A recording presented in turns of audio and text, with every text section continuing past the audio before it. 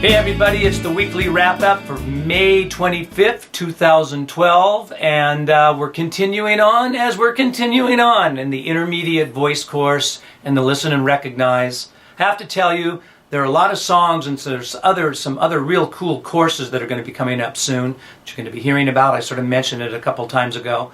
But right now we're still working on both the listen and recognize course and the intermediate voice course.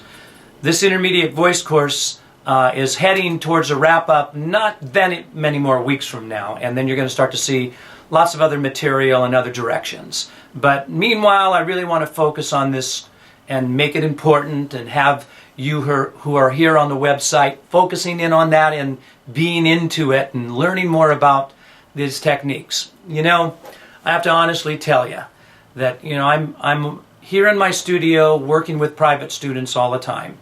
And all my students have successes, but the students with the greatest successes are those who have the work ethic with really working out and practicing these same things that I'm showing you now on the courses. I know it takes a little longer. I know everybody would rather just learn a song and hurry up and sing it and maybe learn a couple things about it in the song. And of course we have that. You can see that in our song breakdowns. We've been releasing those lately anyway. And you can get into that and check that all out. That's totally cool. And you will learn from it. But I'm telling you, spend some time working on the intermediate course in a very successive way, the way I'm showing it to you. Soon, when we wrap it up, you're finally going to see a set of exercises that culminate all of these exercises. So, for example, if you're thinking, man, this is an awful lot of exercises. What do I practice? Do I do this? Do I do that? Do I work on my head voice? Do I work on my chest voice?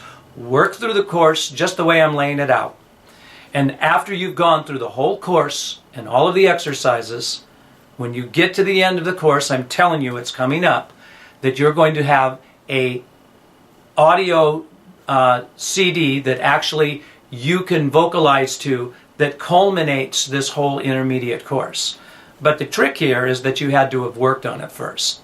So yes, I'm still pushing hard into the intermediate course. I know that it will teach you things that you don't know how to do unless you've had similar training somewhere else. Now on the Listen and Recognize series, we worked on the key of A major and A flat major.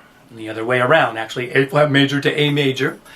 And where it means that what's going to happen next week is we are going to be finished with the section of the course that works on you identifying major and minor thirds throughout all the major keys. And then it moves on to the next step, and you'll see why I've been working so hard on getting you to hear these thirds, because it's going to help you become a better harmony singer, and it's definitely always going to improve your listening skills. So that's what was happening there. Now, even though I just sort of encourage you to go through the course, what we actually covered in the intermediate voice course this week was bouncing back and forth between your mix just with some funny sounds. Hey, those kinds of things, just so you can start, again, sort of work on the pressure. That's almost like a clutch shift that you're learning right there, and it's going to help you work your way when you're actually vocalizing the exercises through that area. And I have some clips that demonstrate and show that, so that's what you're working on there. The other thing that we worked on was the breaking down of air pressures in various places in your range. Taking a major third and moving it around chromatically and having you vocalize through the areas where the pressure really seems to build. That's one of my little tricks to find out and get somebody to really feel the exact area instead of like going something like the full chromatic scale.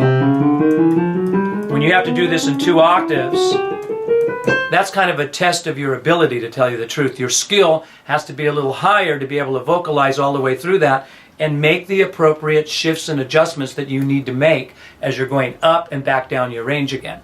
So this little smaller section of major thirds can sort of hone right in on where the problem is. And that's what that clip is all about. And of course I explained it much more in depth on the clip. So if you're on the site, check that out and definitely get with learning a little bit more about where the pressures are in and pressure problems are in your voice.